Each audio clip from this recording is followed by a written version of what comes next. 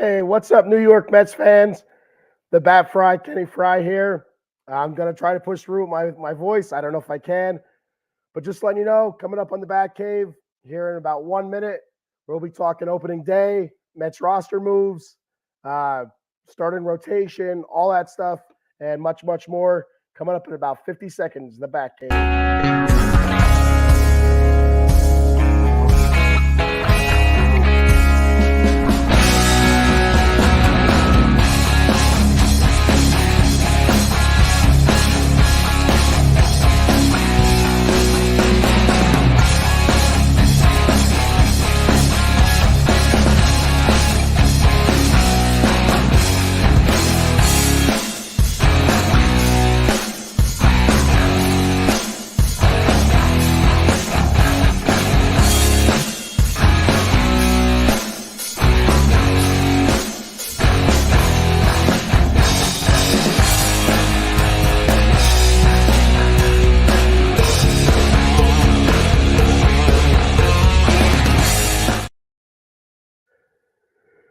Good morning, New York Mets Nation, and welcome to the Bat Cave. It doesn't sound the same. I just can't do it. I don't know if you can tell. I'm sure you can. If you've seen the show before, you know what I usually sound like. I am struggling. I've had a sore throat for about 2 weeks now, and I'm just trying to push through because I've done one show in 2 weeks, in about almost 2 weeks, and that was a wrestling show this past Saturday, and I struggled, and I'm struggling now, but I'm going to push through because I want to talk Mets baseball here. I want to talk sports. I have all sorts of notes. Got to get to it. So we got a comment here from our boy Adam Glenn saying, "What's up? What's up? What's up, Adam Glenn?" All right, let's kick the show off. I'm gonna do the best I can. I'm going to try not to cough into the microphone. There's going to be coughing, no doubt. I'm straining right now just to talk, but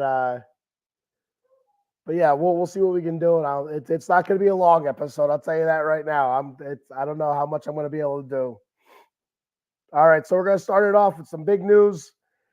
Seems like forever ago now, but the Mets signed JD Martinez. It's just a 1-year deal, $12 million. I do believe I heard that 7.5 mil of those of that contract has been deferred to I don't know when it was, but for some reason I thought I heard 2030, but I don't know if that's true or not. So hey, we got our big bat, our protection for Pete Alonso, our big DH. So that's really, really exciting. I was super surprised when I seen the Mets sign him, just because it got so late. Vientos was working pretty much all spring there. He was working in the field some as well, but it looked like we were going to go into the season with Mark Vientos as our DH, which, to be honest with you, I was fine with. It wasn't, it wasn't the greatest option, but you got to see what these young players have. You got to see what they're made of. You got to see, are they going to pan out? Are they going to be able to turn it around? After struggling last season, did finish a little bit stronger, but still overall a poor season last year from Mark Vientos at the major league level when he did get the opportunities to play. So I'm a firm believer, and you got to see what you have in your system. And when you sign somebody like JD Martinez, it kind of hampers that. But on the other side of that, as a Mets fan, I want to see the Mets win. And with Mark Vientos hitting 215, and occasionally hitting a home run, that ain't going to cut it. When you have JD Martinez hitting close to 270, I think 270 something last season, 30 plus home runs last season, that's going to cut it. That's what you'd like to see. That's what you want. That's what you want out of your DH, a professional hitter. As far as I know, the guy can't play the field at all. But from everything I've heard, there's somebody on the Mets right now played with JD before, and I can't remember who it was. I don't think it was Bader. I don't know. I'm not sure who it was, but said that JD Martinez is a professional hitter, is the smartest hitter he's ever been around, this, that, and the other. So really excited to have JD Martinez. Again, I didn't think it was going to happen, but here we are. So the Mets have to option JD down to AAA just so he can kind of ramp up because he had no spring training, no at-bats, just so he can see some live pitching and get ready for the season. So he'll miss like the first 10 to 14 games or so. They do expect him potentially to be back for the series with the Braves. I guess he can be called up. I think it's the last or second to last game against the Reds in the Red Series. They're at the Great American Ballpark in Cincinnati. But they're more likely to, instead of using him for one game in Cincinnati, more likely to bring him up and just have him start in Atlanta, which is a huge series. I know it's April when that series is going on, early April, but still, it's still a huge series. Kind of sets the tone for the season. We got a comment here.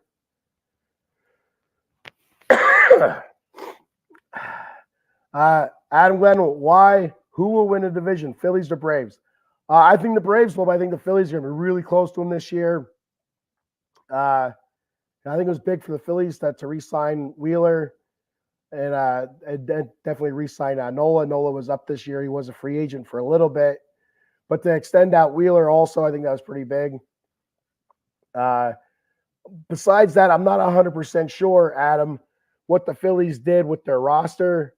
Besides, like nothing right now is coming to the top of my mind. What if you know, Adam, go ahead, put out there what else the Phillies did on their roster, who they signed, who they lost. I know they lost Rhys Hoskins, but he didn't play last season anyway. And I bring up Rhys Hoskins because the Mets will be playing the Brewers to open the season tomorrow, and that's where Rhys Hoskins is. And I was really hoping the Mets would go after Rhys Hoskins. It cost a lot of money, but he's in the prime of his career. He is coming off ACL surgery. Big stick though.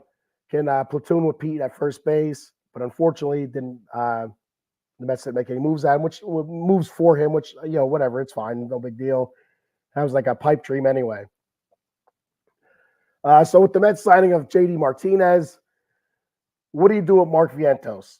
So when I first seen it come across the wire, my first thought was, I wonder if Vientos is just going to be on the bench, and he's going to platoon at third with Brett Beatty. Excuse me.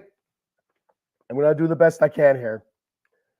So I thought that's what I thought. I thought at first he's going to platoon at third with Brett Beatty. He did play a little bit of first base as well, so he could kind of platoon there with Pete a little bit too, kind of give him a break from the field as well.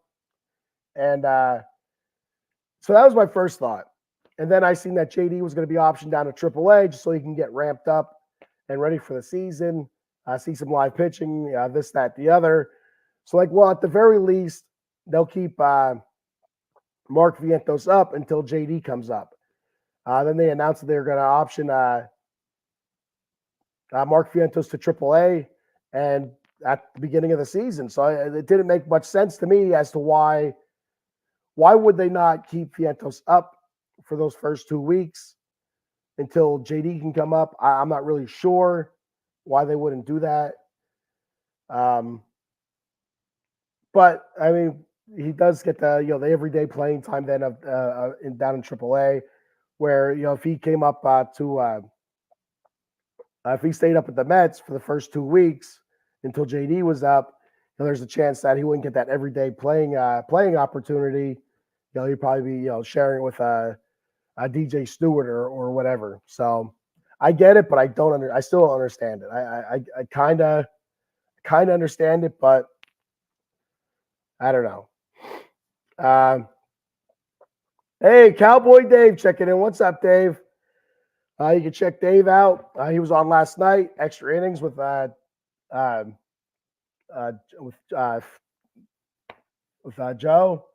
I couldn't get Joe out of my mouth.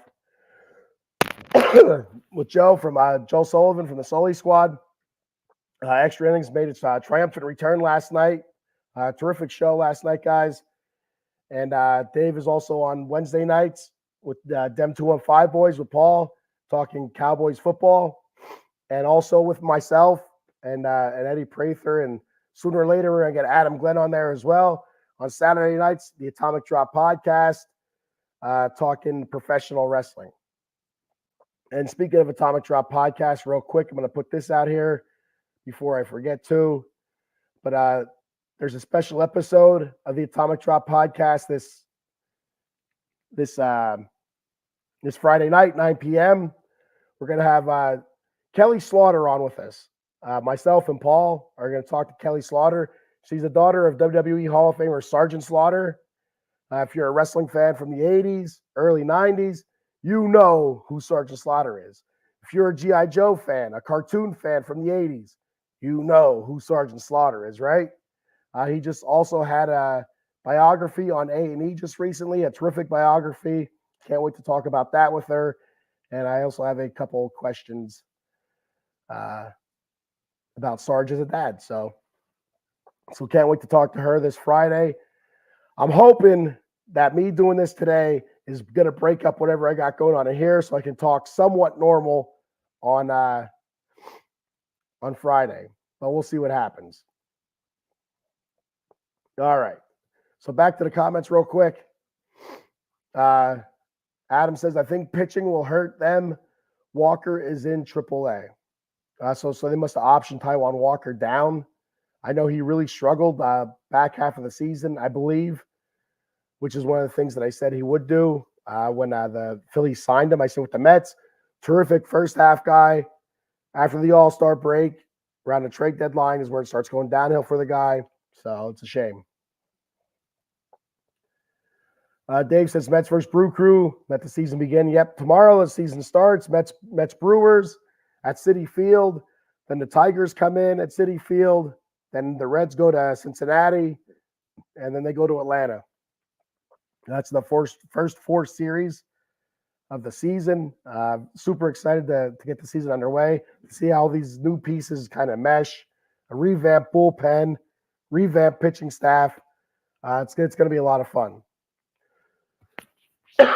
Excuse me. Again, if you're just joining me now, I apologize for my voice. I've had a sore throat for about 2 weeks now. I've only done one podcast in 2 weeks. I missed last week's Bat Cave, last Friday's Silver and Black Layer. I was going to do it Monday. Monday was even worse for my throat, so I couldn't do it then.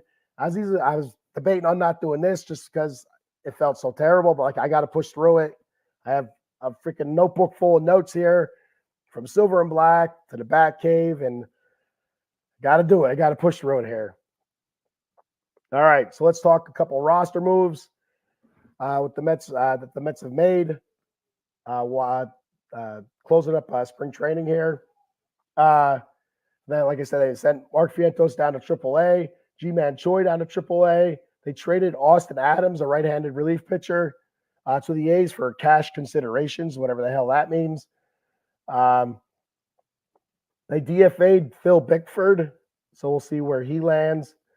Right-hand pitcher Shintaro Fujinami, he was sent to AAA, which is something I heard all the experts saying that was probably going to happen no matter what, because he does have an option. We can send him down and then bring him up later. I guess he didn't pitch great. I guess he was having some control issues, and you weren't really seeing the velocity that you wanted to see out of him yet. So I think you give him a little bit of time down in the minor leagues, a few more weeks, see how he's going then, see if he has, his control down, see if that velocity's up, and we'll see where he goes from there. Tomas Nido, I believe, was sent down to AAA. Jose Iglesias. The Mets released Luke Voigt, was an offseason acquisition, late offseason, I believe. I think it was either right before spring training or right near the beginning of it. Jose Budo, Joey Lucchesi sent down to AAA. Relief pitchers, Reed Garrett, Grant Hartwig down AAA, I believe. So there's some roster moves, at least the notable ones anyway. Of guys that were sent down, guys that made the team, we had Zach Short, who was a big surprise. He kind of came out of nowhere. He started off spring training really struggling. I think he started off 0 for his first 6 or whatever, which, whatever. That's 0 for 6 is nothing. But, the rest of the spring, he was on fire. I think he had 1 or 2 homers, but his average, it was like in the mid threes, I think 350, 360, somewhere around there. And I think he stole a couple bases as well. And really, really played well. Native New Yorker, Mets fan growing up. His whole family are Mets fans. So congratulations to him. It was kind of like a bittersweet day for him. He finds out that I don't know what he found out first. If he found out his grandmother passed away and then he found out he made the team, or if he made the team and then found out his grandmother passed away. But either way, kind of a bittersweet day. He loses his Meemaw, and then he makes the team. So, condolences to Zach Short and his family, but also congratulations. Hopefully, he's up and he makes the most of it, and most of his chance. And it'd be a really cool story if he's able to get a decent amount of playing time and really show out this season. That'd be pretty cool to see. So, got a comment here.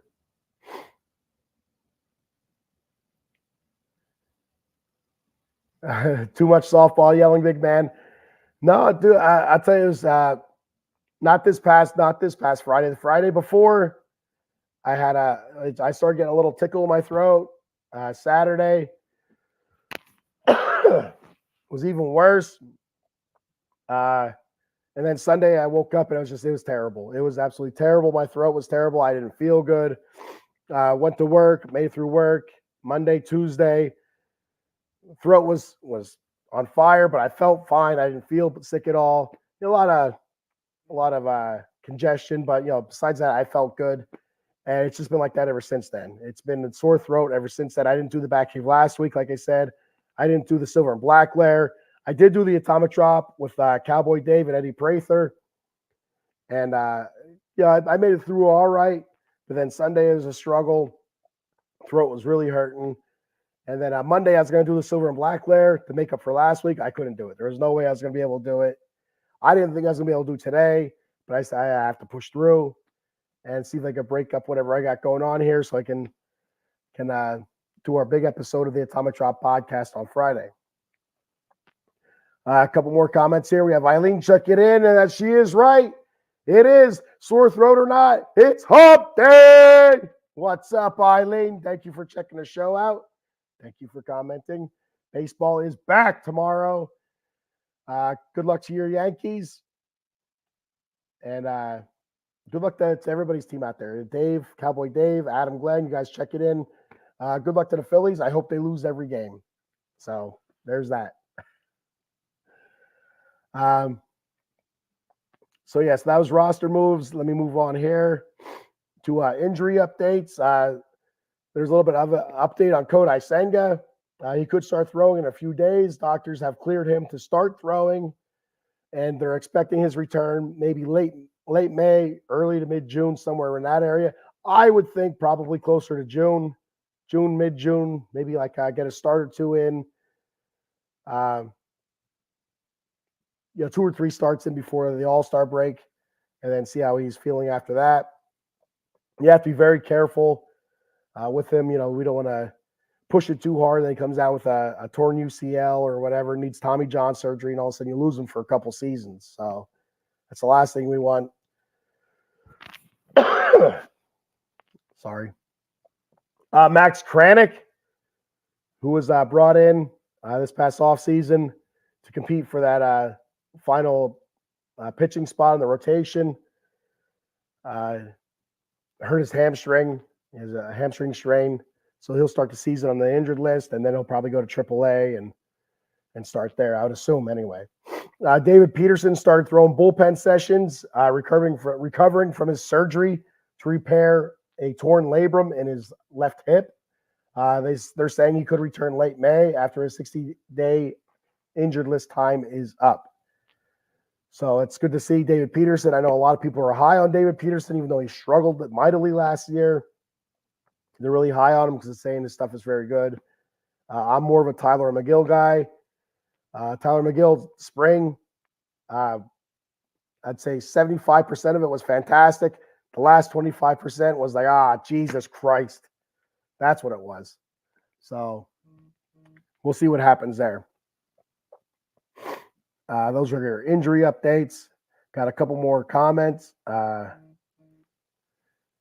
Richie checking in. What's up, Rich? He says, let's go Phillies. Mets suck. You suck, Rich. Thanks for checking the show out, buddy. Thank you for commenting. Good luck to your Phillies. Eileen says, weather is iffy tomorrow here. They said might be better playing Friday. I know today here in Central PA, they're calling for spotty showers. It's mostly Eastern PA. But I don't know about Thursday. I have no idea. Actually, today is my daughter's first game for junior high this season, 8th grade year. So I'm excited to go watch her play. And that's my opening day. I'm excited. It's going to be chilly. That's all I know. All right.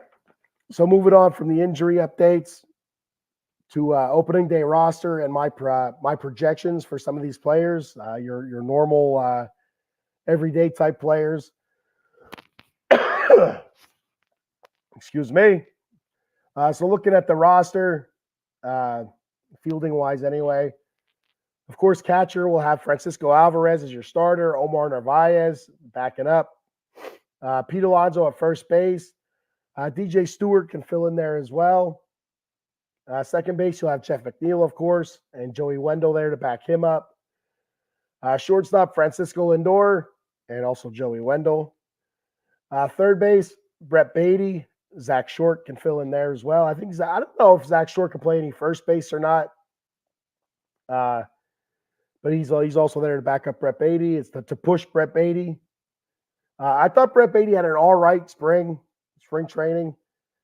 Started off kind of slow, but I thought he played well towards the middle towards the end. So we'll see what happens there if he can carry that over. Left field, Brandon Nimmo will be starting on left. Center field, Harrison Bader. Right field, Starling Marte. And, of course, Tyrone Taylor will be there shuffling around as well. And that's always going to be changing. That's always going to be moving. You'll be pulling Starling Marte out to give him a break so he's not getting hurt all the freaking time. Depending on who's pitching and how guys are hitting, you could see Tyrone Taylor in left field, Nimmo back to center, or vice versa. Nimmo staying in left, Tyrone Taylor in center. Excuse me. So it's going to be interesting to see how they work the outfield as well with matchups and stuff. DH, I'm assuming you'll have DJ Stewart to start there. Start the season off until DJ Martinez is called up. I assume it'll be DJ Stewart, Zach Short, kind of rotating there.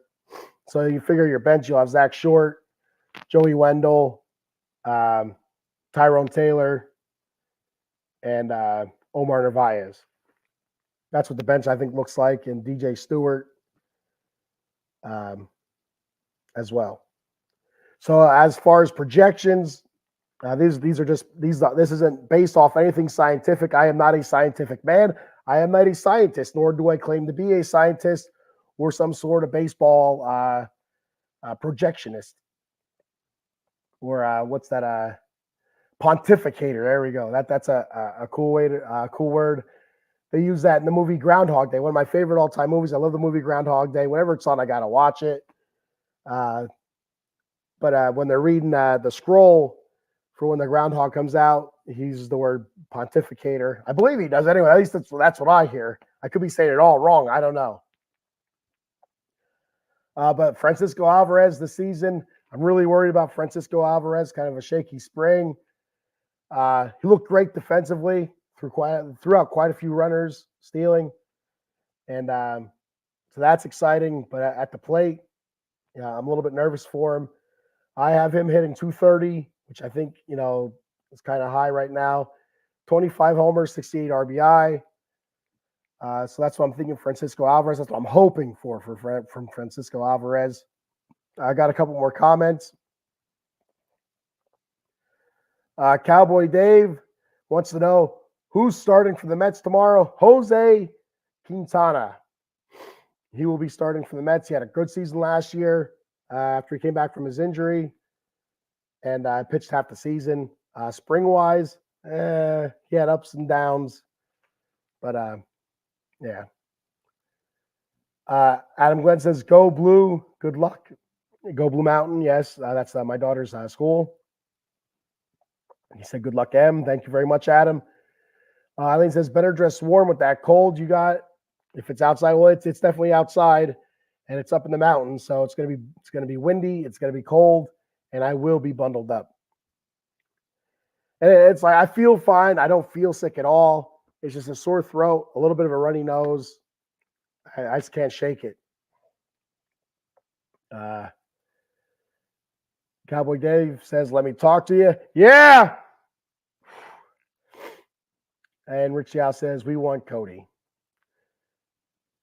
Rich Yao must be a Cody crybaby. That's wrestling. If anybody's familiar with those storylines in WWE right now, Rich Yao and Dave Yarnell are Cody crybabies. So anyway, back to my projections. Pete Alonso, I think, is going to have a big year. It's a contract year for him. He hit really good in the spring. There were reports that he was very embarrassed about his batting average last season. So it's something that he's really working on this year, working on getting more walks as well. So that's good to hear. That's all good stuff to hear. And so we'll see there. I have Pete hitting 265, 41 home runs, 121 RBI, which is a really good season. Jeff McNeil, I wasn't sure where to go with Jeff McNeil. He didn't do anything in the spring. I'm not even sure if he got a hit in the spring or not. He was hurt the first almost more than half of it. But anyway, Jeff McNeil, I have finishing at 295, 15 home runs, 44 RBI. I think the home runs are kind of high. The average, he finished the season off pretty strong last year to get his average up in the 270s. So if he continues that, I could see him pushing over 300, but I'm not sure. I don't know. So I went with 295, home runs 15. I'm like, that's kind of high, but I went there anyway. The hell with it. I don't know. Like as I said, it's not scientific. Shortstop Francisco Lindor. This one is a big one for me. I have him hitting 277, 38 home runs, 110 RBI with 30 stolen bases, 30 plus stolen bases. And I have him, potentially pushing for MVP votes. So we'll see what happens there. Terrific in the field as always. Brett Beatty, like I said before, I think he's going to have a much better season, a bounce back season. Nothing terrific, but good. I have Beatty hitting 240, 20 home runs, 58 RBI. I think he's going to find his power. He's going to find his pop this year. Brandon Nimmo, I have hitting 269, 17 home runs, 70 RBIs. It's like your typical Nimmo year anyway. Harrison Bader, I have hitting 230, 8 home runs, 30 RBI, 20 stolen bases. Starling Marte, I have hitting 250, 13 home runs, 50 RBI, 20 stolen bases if he stays healthy. Tyrone Taylor, I've hitting 245, 6 home runs, 30 RBI, and 15 swipes. And DJ Martinez, I have him hitting 265, 27 home runs, 80 RBI. So those are my projections. Again, nothing scientific. I pulled it out of my ass, and that's where it's at. A couple of comments. Let me get through them here. Rich says, "Do you want Taijuan Walker back? That guy is effing trash." I'll take him back for the first half of the season. I said that last year when the Phillies got him. I said the first half, he won't be bad. Second half, he's going to be terrible. And I think that's kind of how he did it for the Phillies last year. I made it pretty much the first half, not bad. Second half, down the stretch, terrible. So, and no, you can have him. And we got Sully checking in. What's up, Joe? Happy opening day week. Absolutely. You can check Joe out on a Sully Squad on Mondays. And then also, like I said earlier, Tuesday nights, extra innings with Cowboy Dave, talking all Major League Baseball. Glad to see that show back. Great show. Excuse me. I'm battling here, guys. I'm battling. I'm pushing forward. So as a batting lineup, your starting lineup, offensively, what could it look like? I don't know. It's going to be interesting to see how they do it. So for me right now, I haven't seen anything saying this is our batting order or anything like that yet. But if I had to guess, this is how I would do it. Excuse me. I continue to have Nimmo leading off. I'd go Nimmo, Marte, Lindor, batting third, Alonso cleanup. And I'm just talking opening day here now. Alonso cleanup, Francisco Alvarez fifth, Beatty sixth,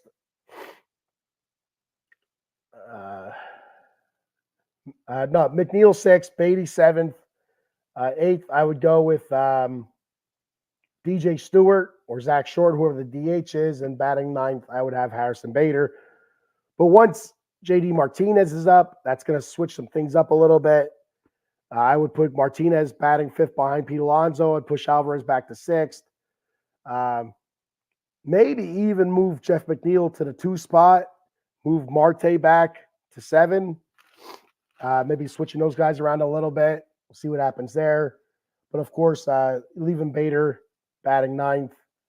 And who am I missing here? I'm missing somebody, but you get the gist of it. It seems like I think Nimmo's going to lead off. I do see a potential of Lindor leading off as well.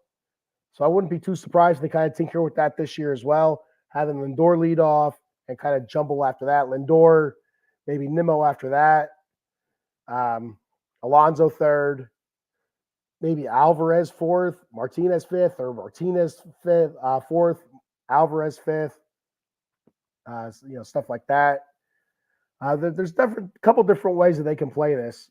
Nimmo's been your leadoff guy now for a couple seasons since he's been up, basically. And he's done all right with it. He's done well with it. But he needs, last season, did draw the walks, but I feel like he wasn't consistent. It came in bunches, bunch more strikeouts. He needs to see more pitches. A lot of early swings last year really put him in some trouble, and also led to a lot more outs for him, not being in the hitters count and all. Give me a second here. Holy cow, I'm struggling. Excuse me. All right, so that's what I think that the potential lineup could look like. Looking at our starting rotation, it looks like we're going to have Jose Quintana as our 1, which not a 1. None of these guys are really 1s, I guess. I mean, Luis Severino, I don't know if he's ever been a 1 or not. I know he's had some decent seasons in the past, but so you have Jose Quintana as your 1. I think Luis Severino might be your 2. Sean Manaea, who had a pretty good spring, will be your 3. Adrian Hauser 4, and Tylor McGill as your 5. And that's what it looks like. I think that's what your starting rotation for the first few weeks is going to look like until things kind of get figured out. Do they call Budo up early if McGill or Hauser's struggling? Budo had a terrific spring. Lucchesi takes a little bit longer to get ramped up, with all of his past injuries and such. They don't really push it too much with him. But do we see Lucchesi? I don't know. I'm thinking if McGill and Hauser do struggle to start the season, the first month, going into May, because there is a deadline in May where if you call up prospects after a certain time in May, that it's a way of saving money, or they save a year, like you don't lose a year of control or something like that. I'm not sure what that date is, but after that date, I wouldn't be surprised if you see a Lucchesi or a Budo and one of those guys either sent down or something else. I don't know, DFA'd or optioned. I don't know. But if Hauser or McGill are struggling, the first month and a half, I would not be surprised if they cut the cord and go with the younger guys. See what they got. Like I said earlier at the beginning of the show, I'm all for putting your younger guys in, calling your younger guys up, see what you got, and move on. If you got something good there, that's terrific for your team, either as a positional player or pitcher. That's great for the team, or even for as trade bait. So then again, if they get called up and they do crappy, that hurts the team. That also hurts, trade stock. So you gotta take the good with the bad, right? Got a comment here before I talk about the bullpen. Dave wants to know, is Diaz healthy and ready for the closer spot? He is healthy. I'd seen him pitch twice in the spring, and he looked phenomenal. He looked absolutely phenomenal. The miles per hour were there. His breaking pitch, I don't know, was it a splitter or a cutter? I don't remember what it was. It looks fantastic. I think it's a splitter. He looked filthy. I think he did give up like 1 or 2 runs in the spring. I think 1 run, but he looked good. He looked good, and when those trumpets hit, Citi Field's going to lose its mind. So speaking of bullpen, Dave asked the question. Let's talk about our bullpen. So the bullpen looks like, as far as I know, I think I got all the correct names here. Michael Tonkin, a righty. Sean Foley, righty. Drew Smith, who had a really good spring, righty. Johan Ramirez, righty. Jake Diekman, lefty. Jorge Lopez, righty. Brooks Raleigh, a lefty. Adam Ottavino, righty. And, of course, Edwin Diaz as your closer. It's going to be interesting to see who they use as a setup man. I think that's just going to be an ever rotational type of thing. I don't think that's going to be any set guy. You might see Ottavino do it for a time. You might see Raleigh doing it for a time. Hell, you might see I don't know, Drew Smith doing it for a time. I don't know. Yeah. But it's going to be interesting to see who's going to be the setup guy for Diaz. And like Dave said, asking if Diaz is healthy, I'm really curious to see how he does do when he gets out there in that pressure situation of closing out a game, and how his legs respond to that. There's a different kind of feeling when you're out there in front of the packed home crowd instead of like 2,000 at a spring training facility. Now you're in front of 30,000. And it's 2-1. Pressure's on. Heart's pounding, legs are kind of shaking a little bit from the adrenaline. How does his body respond to that? I'm really excited to see how it works out. If he's healthy, that's going to be huge for our team and our bullpen. All right, so we'll move on to the final topic of the day. And excuse me. And it's my top 10 list. And so it's my top 10 things that I think could happen in 2024. I'm not saying they will happen, but there's a possibility of these things happening in 2024. These are things I'd like to see happen for the most part. I think all of them are. And we'll see what happens. So, of course, doing the top 10 list, you start at number 10, right? Well, let's go. Number 10. The Mets will make the playoffs. That's something that could happen. I'm not saying it will happen, but if everything works the way that it should, the lineup is virtually the same. There's a couple different spots, but all the big names are there. If Marte stays healthy, if Beatty produces like we know Beatty can produce, JD Martinez does JD Martinez type things, right? Pete Alonso raises his average like he says he's embarrassed of his average last season. He raises that average.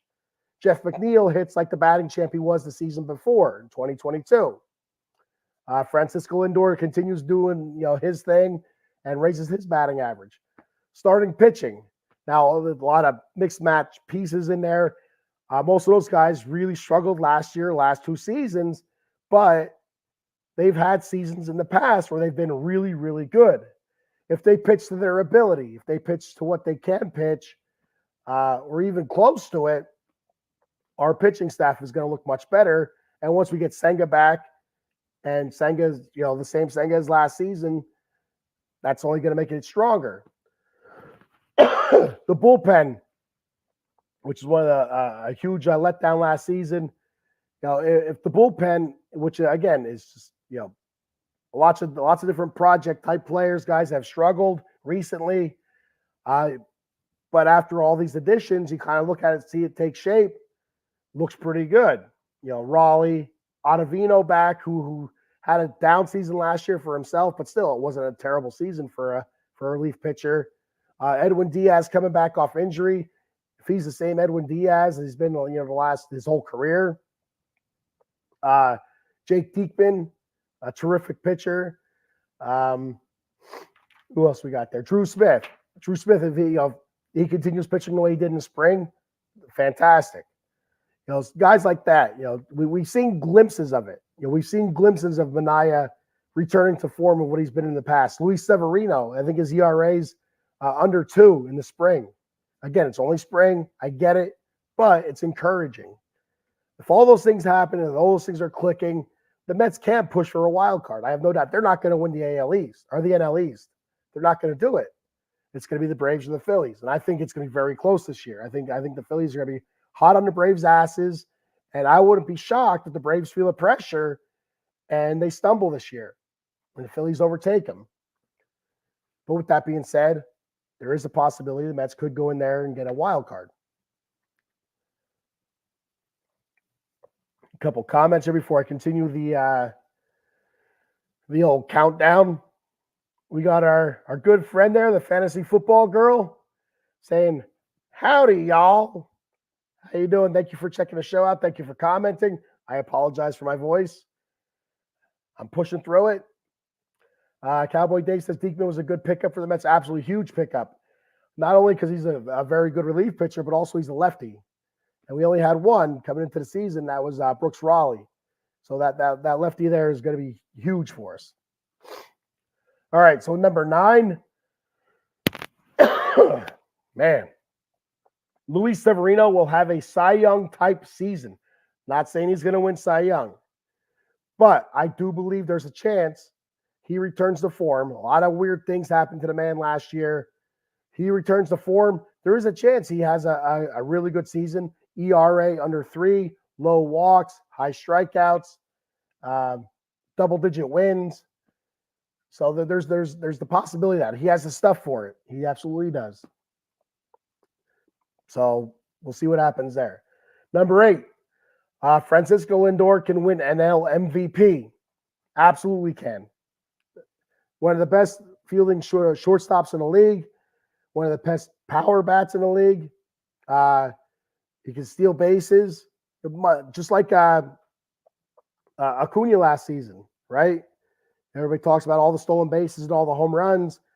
Lindor can do that as well. Lindor has every bit of that in him, just like Ronald Acuna does. Excuse me. Holy crap.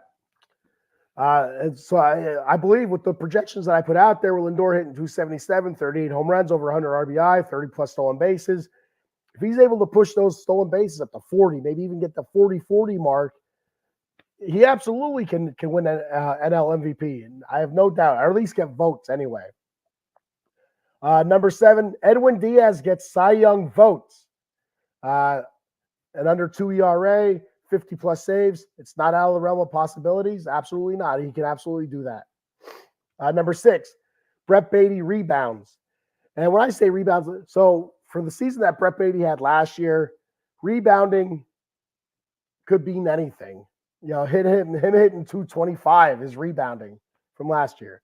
But I think it's going to be better for him this year. I think we're finally going to see some of that power that he's shown down in the minor leagues. And I do believe he's going to rebound. I think he's going to play much better defensively than he did last year. I think we're going to see Brett Beatty turn into a professional baseball player this year. I think he's going to be our third baseman. Number 5, Starling Marte plays 100 plus games.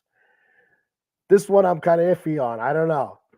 With the last couple seasons with his injuries, it's hard to say that. But if he does, it's huge for the Mets. He was a huge catalyst for the Mets in 2022, getting that offense going.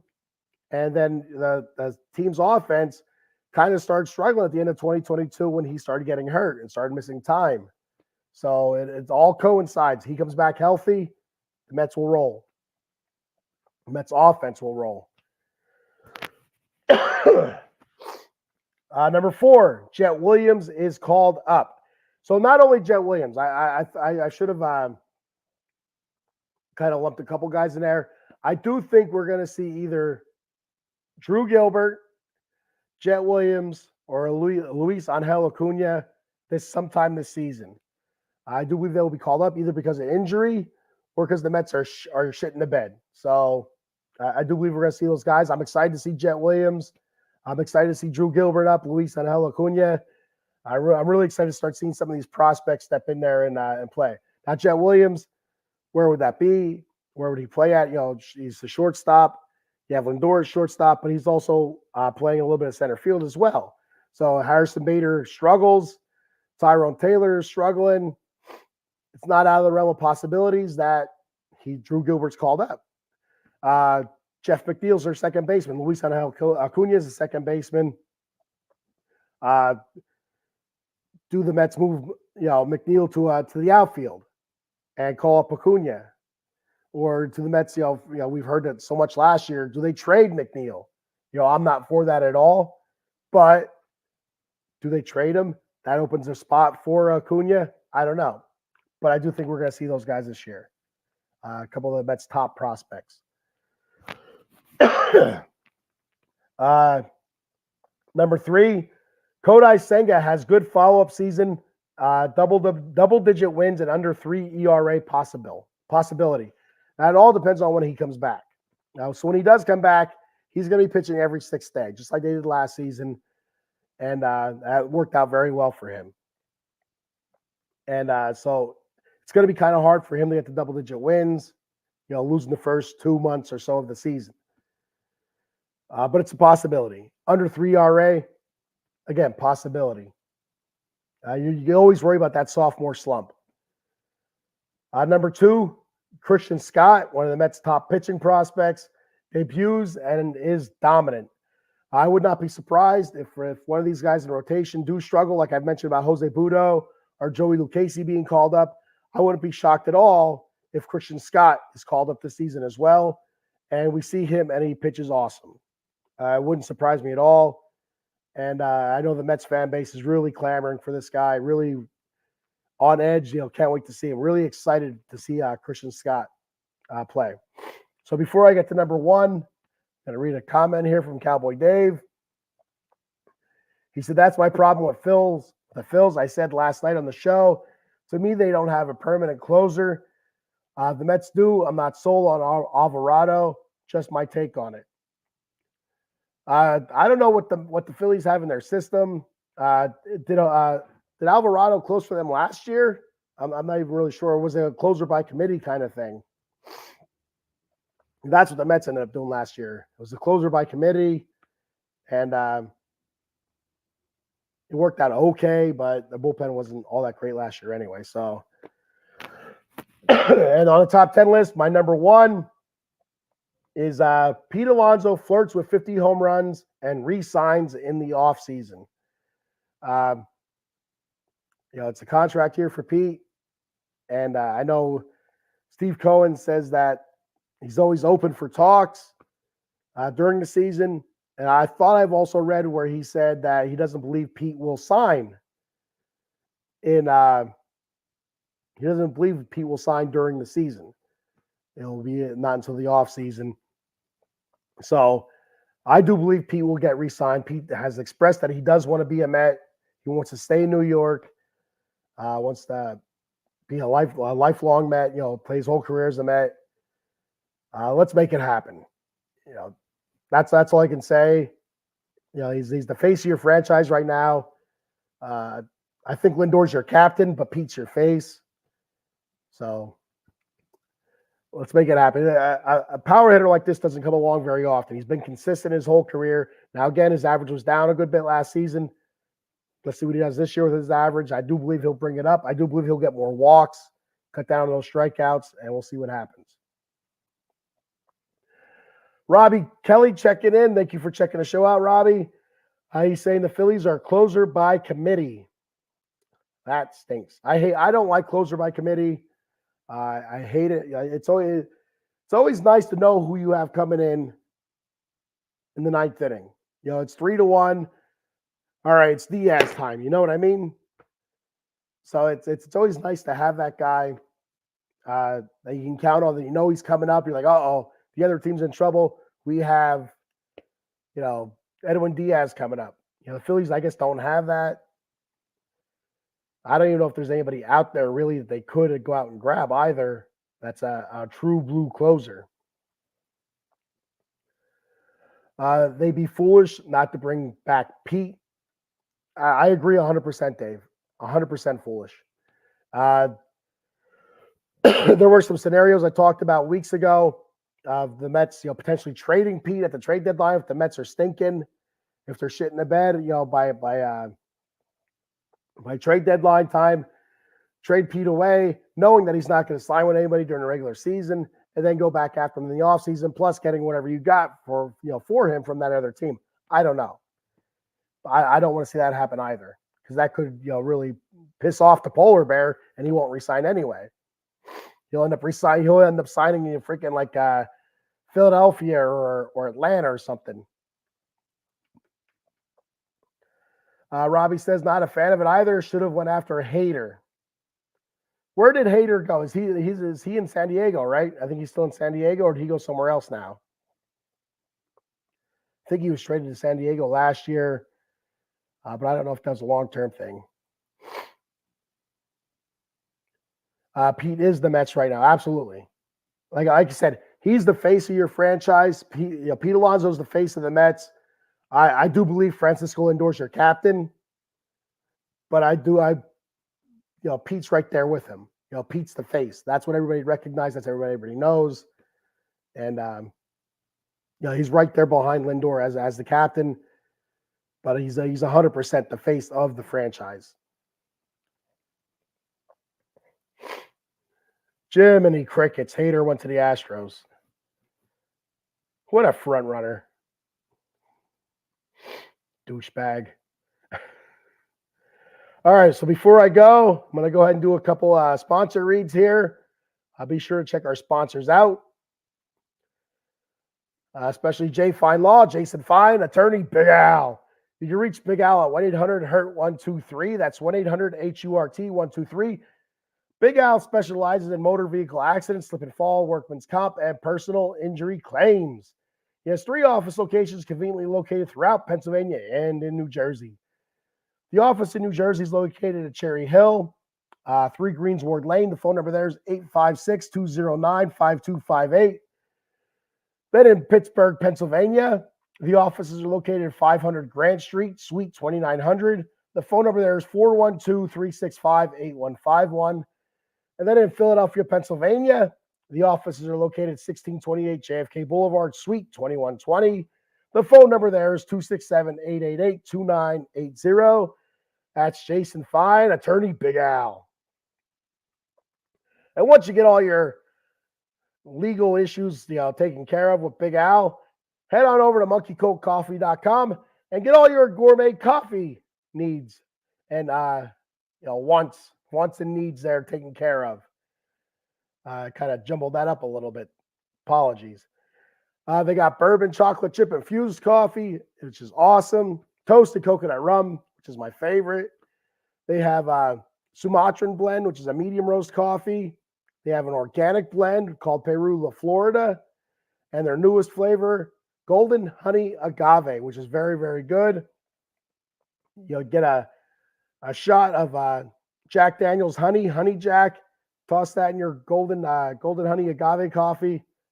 Beautiful, beautiful stuff. They also are selling barrel-aged honey at monkeycoatcoffee.com as well.